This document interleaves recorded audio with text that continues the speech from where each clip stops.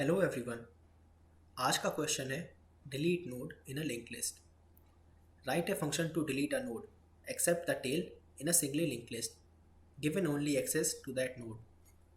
तो हमें किसी लिंक लिस्ट से एक पर्टिकुलर नोड डिलीट करना है, लेकिन यहाँ पर ट्विस्ट ये है कि हमारे पास लिंक लिस्ट का एड्रेस नहीं है। हमारे पास सिर्फ उस नोड का एड्रेस है जिसे हम डिलीट करना चाहते हैं। मतलब जो नॉर्मल तरीका होता है किसी लिंक लिस्ट से एक नोड को डिलीट करने का, उसे हम यहाँ अप्लाई नहीं कर सकते क्योंकि हमारे पास प्रीवियस नोड का एड्रेस नहीं है। तो इस केस में हम क्या करें? आप एक बार सोचिए, लिंक लिस्ट से नोड किस तरह डिलीट किया जाता है। जिस नोड को हम डिलीट करना चाहते हैं, हम उसका कनेक्शन ख़त्म कर देते हैं पूरी लिंक लिस्ट से। मतलब नोड को डिलीट करने के बाद ऐसा कोई भी नोड नहीं होता लिंक लिस्ट में जो उस नोड की तरफ पॉइंट कर रहा हो, और वो नोड खुद नल को पॉइंट कर रहा होता है। तो गार्बेज कलेक्टर ऐसे नोड को टैग कर देता है और वो उसे डिलीट कर देता है। ऐसा करने से मेमोरी फ्री हो जाती है। तो मेमोरी फ्री जब हो जाती है तो हम कह देते हैं कि हमने एक नोड डिलीट कर दिया। एक एग्जांपल देखिए, लिंक लिस्ट है 4519। हम चाहते हैं कि नोड 5 को डिलीट किया जाए, तो हमें नोड 5 का एड्रेस दिया जाएगा। अब नॉर्मल तरीके से आप इसको डिलीट नहीं कर सकते क्योंकि आप नोड 5 के प्रीवियस नोड को एक्सेस नहीं कर सकते, तो आप डायरेक्टली इस नोड को बाईपास नहीं कर पाएंगे। और अगर आपने इस 5 नोड का नेक्स्ट पॉइंटर नल कर दिया तो आप इन दोनों नोड्स को भी डिलीट कर देंगे। ऐसा हम नहीं चाहते। हम चाहते हैं कि सिर्फ नोड 5 डिलीट किया जाए।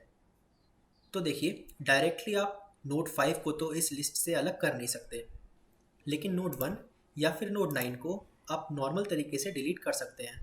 क्यों? क्योंकि इन दोनों ही नोड्स के प्रीवियस नोड का एड्रेस आपके पास होगा। नोड 1 का प्रीवियस नोड है 5 और नोड 9 का प्रीवियस नोड है 1।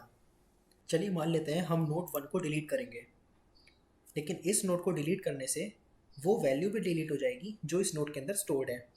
ऐसा हम नहीं चाहते। हम तो सिर्फ इस वैल्यू 5 को डिलीट करना चाहते हैं। इस वजह से हमने उस नोड का एड्रेस दिया था जिस नोड पे वैल्यू 5 स्टोर्ड है। तो इस केस में हम क्या करें? हम इस नोड को डिलीट तो कर रहे होंगे, लेकिन इस नोड को डिलीट करने से पहले हम इस नोड की कॉपी बना लेंगे।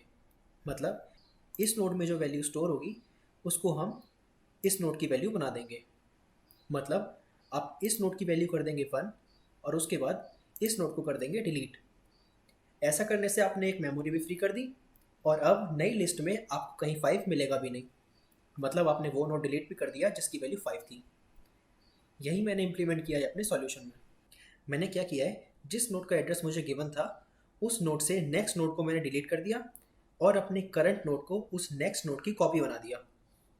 इस लाइन में हमने हमारे गिवन नोड को उसके नेक्स्ट नोड की कॉपी बनाया और इस लाइन में हमने उस नेक्स्ट नोड को हमारी लिस्ट से डिलीट कर दिया। अब गार्बेज कलेक्टर इस नोड को मार्क करेगा और उसको डिलीट कर देगा। मेमोरी हो जाएगी फ्री।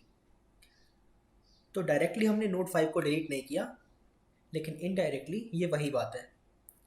तो इस वीडियो के लिए इतना ही। अगर आपको ये एक्सप्लेनेशन पसंद आई हो तो वीडियो को लाइक करके ज़रूर जाना। अब हम मिलेंगे किसी और वीडियो में एक नए सवाल के साथ। तब तक के लिए बाय।